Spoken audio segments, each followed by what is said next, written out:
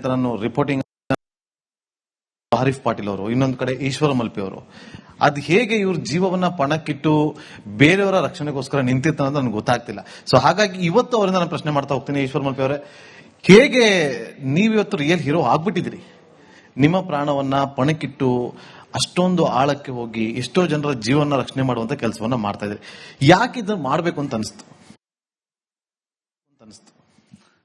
ಎಲ್ರಿಗೂ ನಮಸ್ಕಾರ.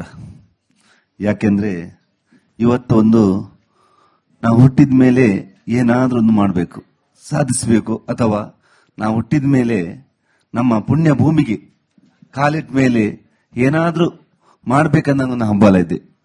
ಅದರಿಂದ ಕತೆ ಹೇಳಲಿಕ್ಕೆ ಹೋದ್ರೆ ತುಂಬಾ ಆಗ್ತದೆ. ಆದ್ರೆ ಇವತ್ತು ಜನಗಳಿಗೆ ಒಂದು ಸೇವೆ ಮಾಡ್ಬೇಕನ್ನೋ ಒಂದು ಆಸೆ. ಹಾಗೆ ನನ್ನ 3 ಜನ ವಿಶೇಷಚೇತನ ಮಕ್ಕಳಿದ್ದಾರೆ. ಅದರಿಂದ ಈ ರೀತಿ ಮಾಡಲಿಕ್ಕೆ ಒಂದು ಪ್ರೇರಣೆ ಆಯಿತು. ಅಂತ ನಾನು ರಿಪೋರ್ಟಿಂಗ್ ಹರೀಫ್ ಪಾಟೀಲ್ ಅವರು, ಇನ್ನೊಂದು ಕಡೆ ಈಶ್ವರ ಮಲ್ಪೆ ಅವರು, ಅದು ಹೇಗೆ ಇವ್ರ ಜೀವವನ್ನ ಪಣಕ್ಕಿಟ್ಟು ಬೇರೆಯವರ ರಕ್ಷಣೆಗೋಸ್ಕರ ನಿಂತಿತ್ತು ಅನ್ನೋದು ನನಗೆ ಗೊತ್ತಾಗ್ತಿಲ್ಲ.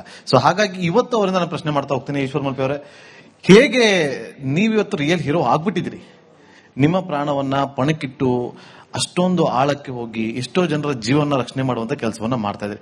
ಯಾಕೆ ಇದನ್ನ ಮಾಡ್ಬೇಕು ಅಂತ ಅನಿಸ್ತು?